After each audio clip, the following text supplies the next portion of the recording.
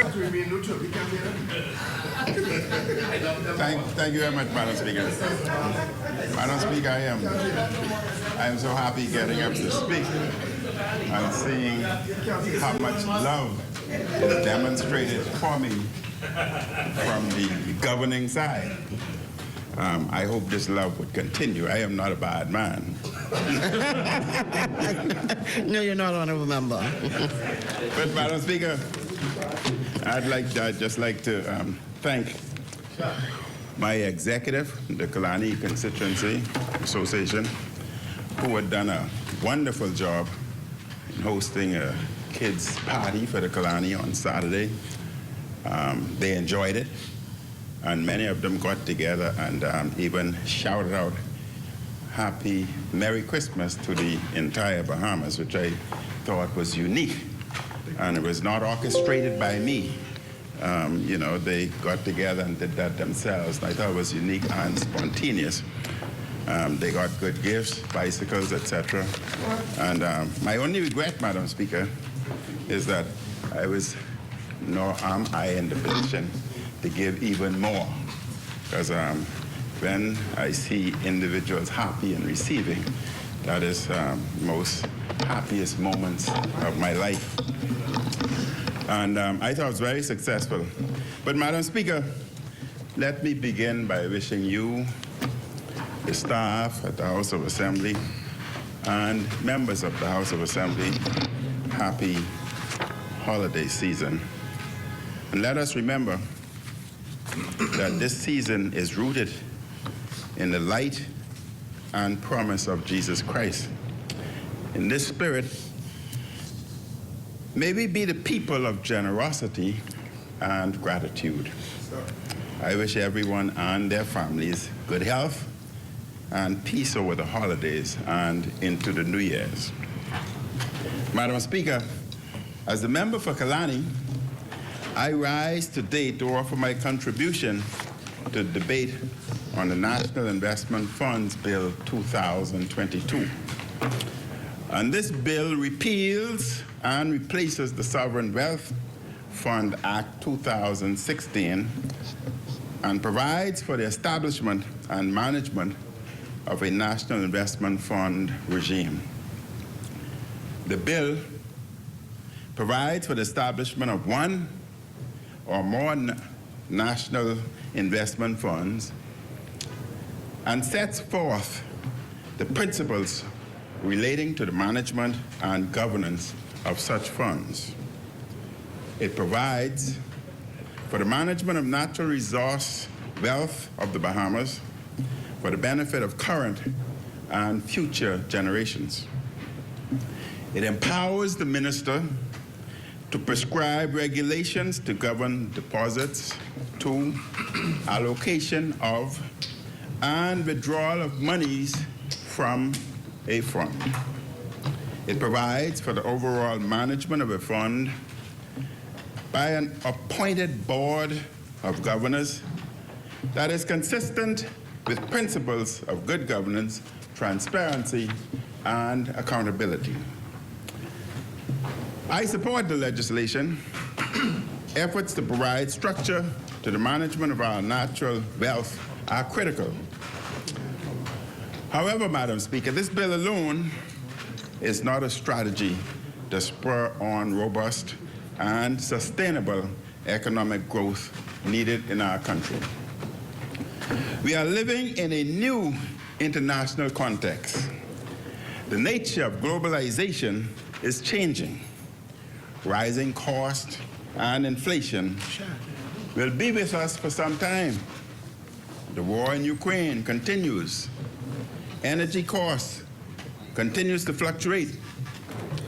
There's talk of a recession in various countries.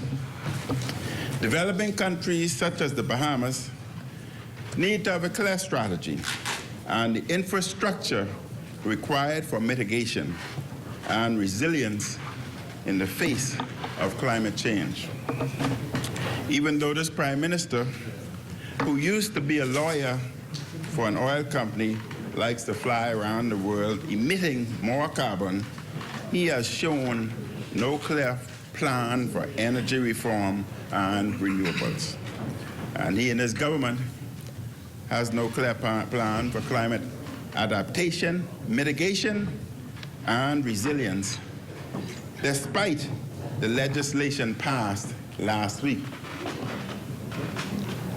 Madam Speaker, economic growth and development requires a plan with various elements, including, as was mentioned by numerous speakers, infrastructure, education, and training, and support for new and existing industries that are sustainable. As far as I am aware, no unemployment data has been released by the New Day administration since it was elected to office more than a year ago. It is unclear how a government could set policy without knowing the unemployment rate. This includes youth unemployment and unemployment in New Providence, Grand Bahama, and the Family Islands. In a story from July 7th this year in the Nassau Guardian, the Inter-American Development Bank projected the jobless rate to be around 18%. If that is correct, this number, Madam Speaker, is very high. What is the New Day administration doing to cause more investment to happen in our country? What is the Prime Minister doing to ensure that more jobs are created? And the Davis administration put the country's reputation on line with FTX. And Madam Speaker, I know FTX is a taboo, and I will not cross any line.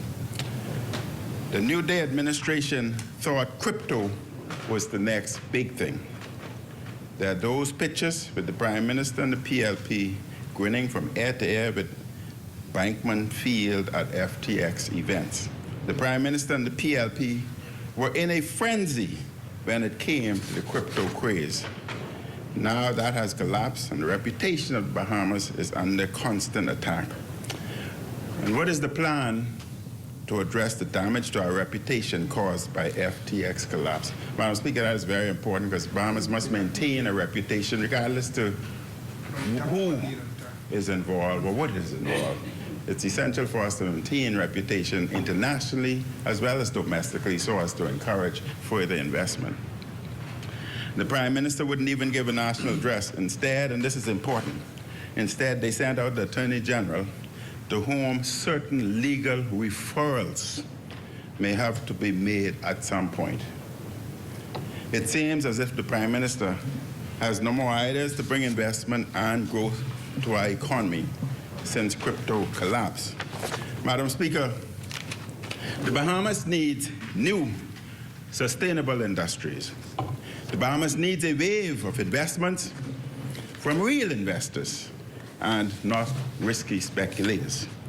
Try to make a buck from speculation or possibly shady business.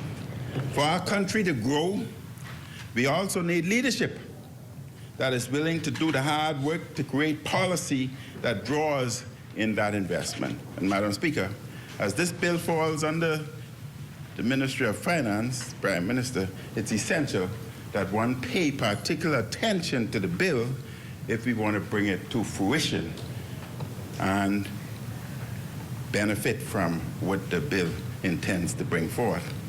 The Bahamas, sadly, does not have that. Prime Minister appears to be allergic to doing work at his desk. He has been to Africa 3 times this year on trips. Whenever the pressure gets too much for him, he just gets on a plane and jets off to a conference so he can relax and have a good time as the problems pile up high on his desk. Madam Speaker, as a former Prime Minister, most weekends, in order to keep up, I had to go in office on Saturday and Sunday so as to ensure that my desk was empty by Monday. And many people would have stopped me at various different places and said that they were told that their file was on my desk. And I could have said with great confidence that was not on my desk, because my desk is cleared. I can also say with great confidence that when Hubert Ingram was Prime Minister, he too used to go in on Sundays to ensure that his desk was clean. And I've been advised that even Perry Christie, when he traveled, took the excess documents with him to ensure that they were cleared and dealt with, so that when he returned, they were all dealt with. That shows how serious a job a Prime Minister's job is, Mr. Speaker, if you are serious. Madam Speaker, like a modern-day pharaoh, he was dancing and taking pictures at the pyramids. He was most recently in Angola. I don't know if he's still in Angola or whether he's on his way to FIFA. Oh, he'd be home soon. When the Prime Minister abandons the Bahamas on these trips, he leaves behind crisis after crisis. Crisis after crisis. The chair recognizes the honourable member for West Cranbourne. It was enjoying some latitude in its attacks on the Prime Minister, and all of which he fully is engaged in tongue-in-cheek. The truth is, to use the word abandon will not be the appropriate word, Madam Speaker, and I ask the member to reconsider that word. Thank you, honourable member. Well, if you want to use the word, when he travels, he leaves behind, whether that is orchestrated or designed in that way, I don't know. But when he travels, he leaves behind crisis after crisis. Just the other day, the Deputy Prime Minister had to go to the steps of this House to talk with disgruntled union members. The man who was head of the government was once again not here to talk to such members. Parliament will pass this bill for national investment funds. But will the Prime Minister do the work to bring it into effect? Work is required. Will he do the work to create the structures required by the law? Will he ensure that the fund is properly managed? This is the grave challenge the Bahamas faces. Madam Speaker, we are stuck for nearly 4 years with a government, a member for Cat Island, who appears not to like hard work and often seems not to know or care what's happening in his government. Madam Speaker, it's essential for me to elaborate on that. 6 to 8 months ago, I said in this Parliament, and I said to the Prime Minister that the cabinet paper and information I know was available. The Prime Minister responded that he did not see it. That was 6 to 8 months ago. But on November 21st, an Eyewitness News reporter asked similar question, and the Prime Minister said he had not seen the documents or the paper. Madam Speaker, do you not find it strange that 6 to 8 months ago a question is asked, and 8 months later he still had not seen? If energy is so important, or that matter is so important, would a Prime Minister or manager not review so that he would be knowledgeable about the matter and deal with it appropriately, as opposed to 6, 8 months later saying they still had not seen the document? But decisions were made. Decisions were made. And the question has to be asked, who made such decision? Who made such decision? But Madam Speaker, let's take it further. National Insurance Actuarial Report study came out since January of 2022. Yet the Guardian, October 24th of this year, the Prime Minister said he had not yet seen the report. He had not yet seen the report. Yet he said decisions had to be made. Madam Speaker, it would appear that the Prime Minister has a history of not seeing reports. A Prime Minister must sit down and read. Reading is essential. Reading documents is essential to make decisions. Yes, most people like traveling, but still, you've been elected by the government, the Bahamian people, to make decisions, not just travel, and still 6 months later you have not seen documents. It shows that it's not important. Then the Prime Minister said, the Ministry of Finance is a big ministry. But Madam Speaker, the Ministry of Finance has been cut to almost half the size when I was Prime Minister and headed finance. It was bigger. It was bigger when Hubert Ingram was Prime Minister. It was bigger when Perry Christie was Prime Minister. But now it's cut and a lot of the work has been given to the Economic Affairs Minister. He's saying it's a big ministry. Well, is it too big for him, Madam Speaker? And if it's too big, I ask that the Prime Minister should reduce it. And how do you do that? Shuffle his cabinet and move himself from such ministry and give it to Economic Affairs and give others responsibility if it's too big for you, because you're not reading important documents where decisions has to be made.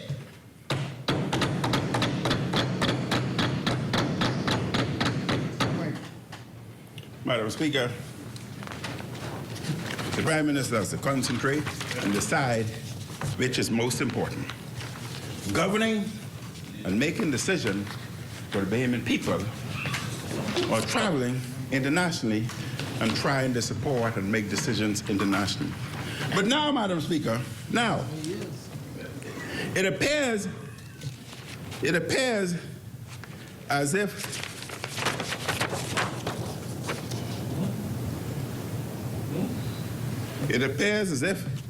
they are becoming very desperate at this particular juncture. Madam Speaker, that is desperate in the administration, this administration. Would you believe that the government has a history of lawbreakers? Where is it? No. I just looking at these signs. Allow me to complete. The member for Elizabeth, issued so many taxi plates, over 600, without following the legal process. Plates have been issued, at least approval has been issued in Exuma without following the process. Then the member is being investigated for an alleged assault of a police officer. Now, it's easy to get the report, but still no report. But now they are asking the Ministry of Finance to follow the lawlessness. Madam Speaker, can you believe that the Ministry of Finance are sending communication asking certain government authorities to submit all the funds within their jurisdiction to the consolidated funds? By law, that cannot be done. That cannot be done. So what is going on? Are they scrapping for money so that more travels over? The chair recognizes the honourable member for Exuma. Deputy, I just want to take exception to the reference made by Killarney in relation to my colleague from Elizabeth. It appears that he wishes to be judge and jury. He makes reference to lawbreakers, which he referred to us as. Then he makes reference to the member, as if, Madam Speaker, that the member had broken some law in his sole judgment, Madam Speaker. I just asked the member. He's a former Prime Minister. He's a short-serving Prime Minister, but he knows better, Madam Speaker. I believe he will make the adjustment. Thank you, honourable member. And I would refer the member to Section 66, subsection 3(4) of the Transportation Act, and the member will be well versed as to the legal process and the law was not carried out. I refer you to that, Section 66. But Madam Speaker,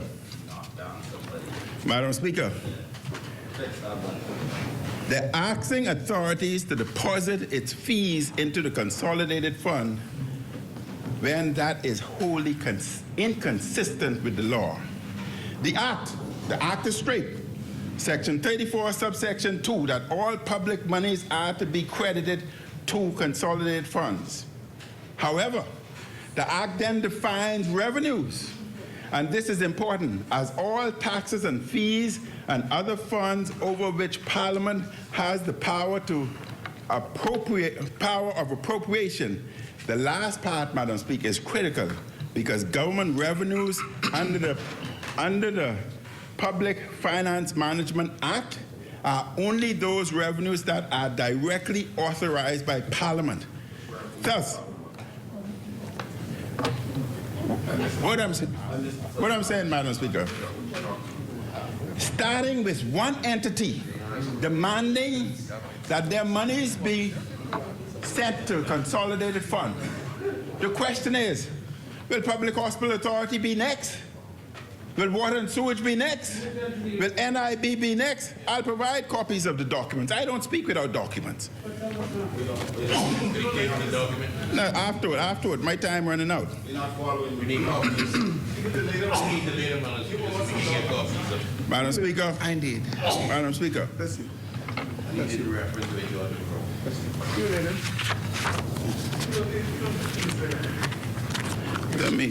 I can just read one.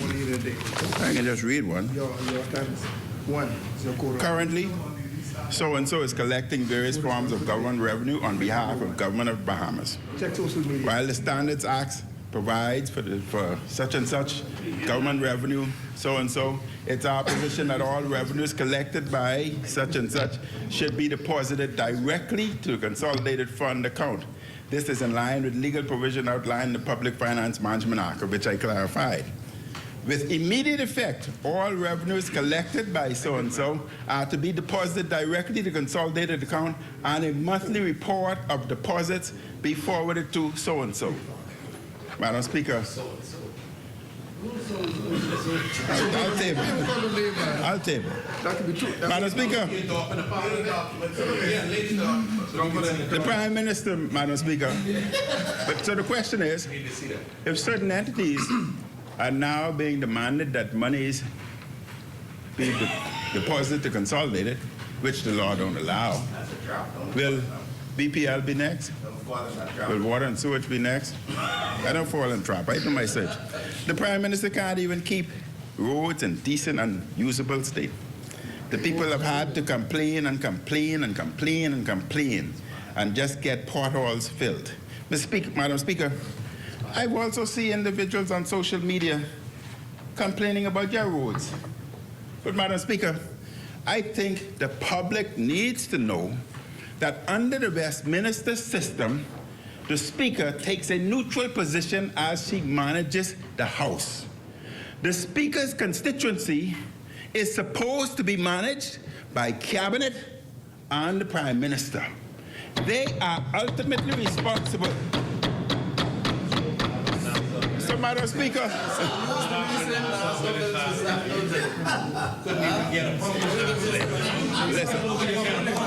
Listen.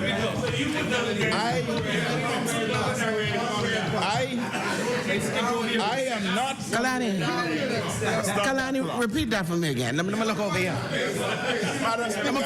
Let me adjust my style. Let me adjust my style. Allow me to speak. Allow me to repeat. The Speaker of the House of Assembly is in charge of Parliament.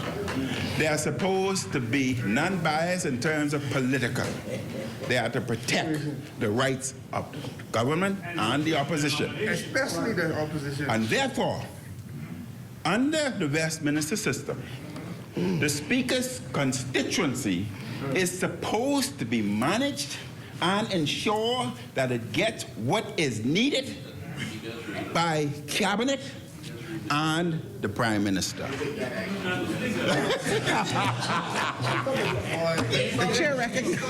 The chair recognizes West Grand Bahama and Bimini. Madam Speaker, It is amazing. It is amazing out of office, and hindsight becomes 2020. And you had to hop It's over me. incredible. You have perfect vision hop now. over me. Because the truth is, the Westminster system also says that because you take care of, and the members expected to be non-biased, that individual, the Speaker, secures nomination. You think Brother Mochi would agree with you? The former Speaker of the House of Assembly? You are now advising?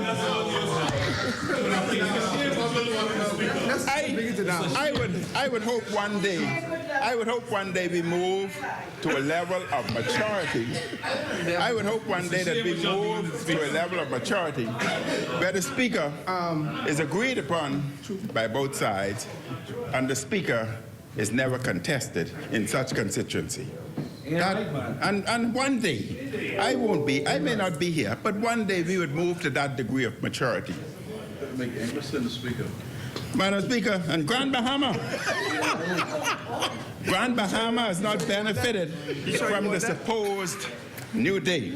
I would think we want that. In a February 1st article in the business section of Nassau Guardian, the Prime Minister talked down Grand Bahama. He said, and I quote, "But for Grand Bahama, there's always this sort of question mark, and why is there that question mark? If they are willing to invest in the Bahamas, when we ask them if they'd like to come to Grand Bahama, there's always some reluctance on their part." He went on and he said, "I had a conversation in Dubai, for example. Persons even came to Grand Bahama to look at projects, and their desire to invest just withered because it just didn't connect to them. But we are working on how we can restore fully the confidence of investors to invest in Grand Bahama." I asked the question, tell us what they needed to connect. Then let us all work to do it so that Grand Bahama can advance. Now, only the Prime Minister knows what they said, because he said they needed certain things to connect. So inform us what they needed. Do you know best then? I'm sure you don't know, because you would have. They have not restored investor confidence. Subsequently, our Lucaya's deal collapsed. A new international airport in Grand Bahama is vital for new investments. Had the FNM been re-elected, such a new airport would have been on the way. And sadly, Madam Speaker, after a year plus in office, it is unclear what the plans are for a new airport under the PLP. The New Day administration is failing, and the Prime Minister is failing. The governing side is not governing well. The people of Eleuthera have to complain just to get water for their homes. The governing side, New Day, is causing so many bad days for Bahamians. Madam Speaker, it is important that this administration ensures this investment fund is administered properly. The bill states, I quote, "The board may engage an external asset manager and investment advisor, or a fund manager and fund administrator, each of whom is licensed or registered by the Securities Commission of the Bahamas, to provide management and advisory services in respect of certain types of investments as may be prescribed. And the engagement of such a person shall be published on the website established pursuant to Section 23. End quote. This governing party has a long history of making appointments and giving contracts to their friends. The administration must ensure that the most qualified and capable persons or groups is selected to help manage the fund. We must not put management of the assets of Bahamian people in the hands of someone who is not qualified just because he or she is politically connected. The Bahamian people deserves better than that. Madam Speaker, the purpose of this bill is to create a fund that invests to expand the wealth of Bahamian people. What I hope this administration does is stop making policies that hurt Bahamians. The Prime Minister has raised the electricity bill for all people. And Madam Speaker, if time permits, I see the CEO from PPL had said they would not advance any further with the rate reduction bond. And a plan permit, I would like to go through the entire process of what was the plan for the FNM. If I don't do it today, I would like to do it afterward in terms of the bunkering of LNG, etc., and how that would have benefited the entire populace, not only the government, but the people, individuals, as well as the particular entity.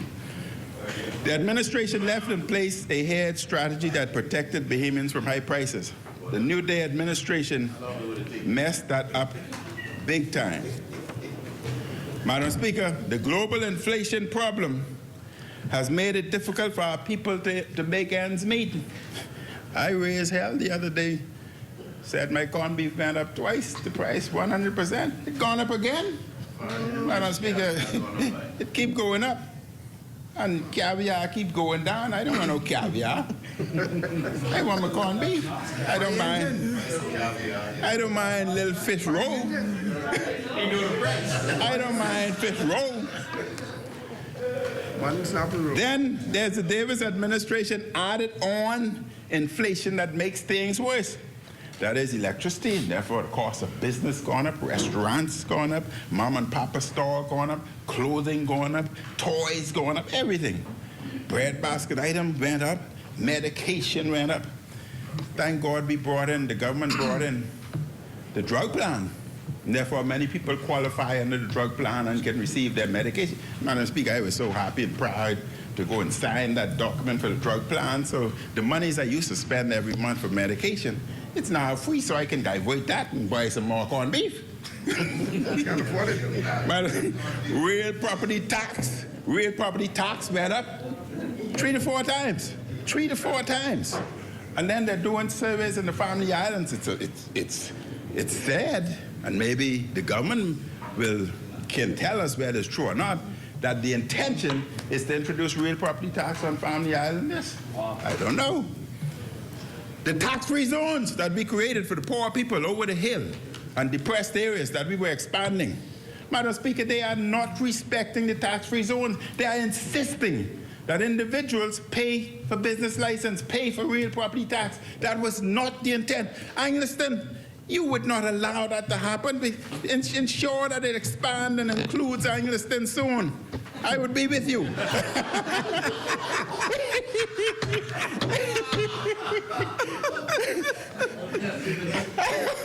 And now, Madam Speaker, I am certain that the deputy leader,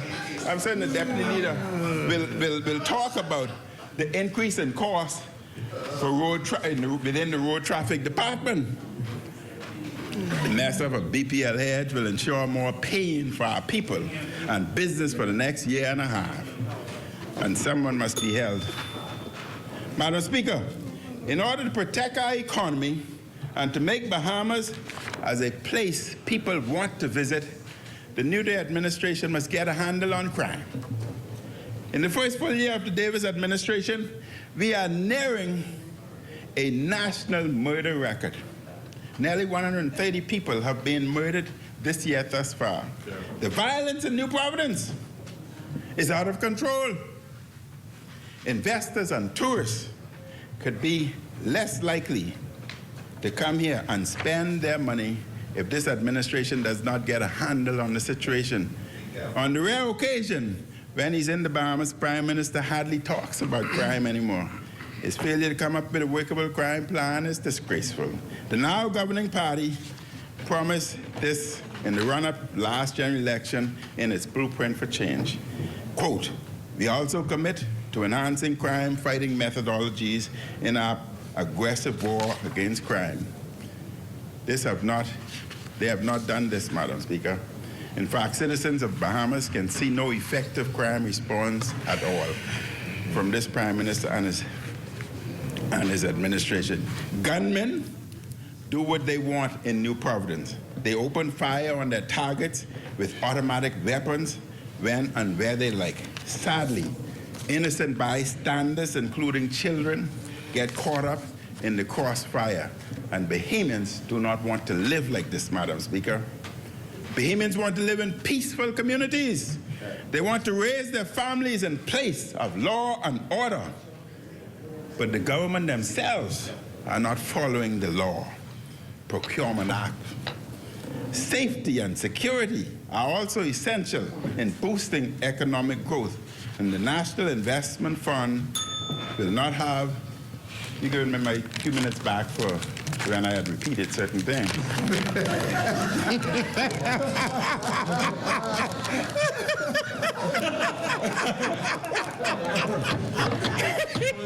Oh, Heavenly Father. Thank you very much, Madam Speaker. I repeat it again. Madam Speaker, Cabinet is not being fair to you.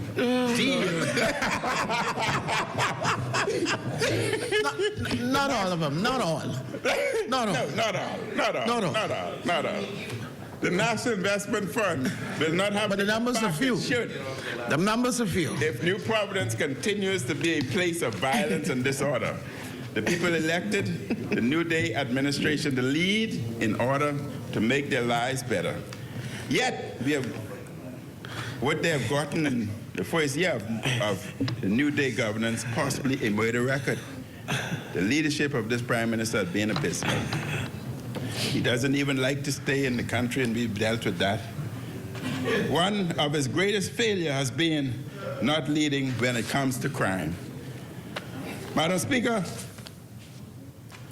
I support the goals of this legislation, despite my considerable doubt that much of legislation we have passed this year may come into effect because this Prime Minister is more interested in having fun times as a saying. Madam Speaker, I support this legislation, and I would hope that all that is necessary for this legislation to move forward would be put in place. Thank you very much, Madam Speaker. Thank you, Honourable Member. Which document?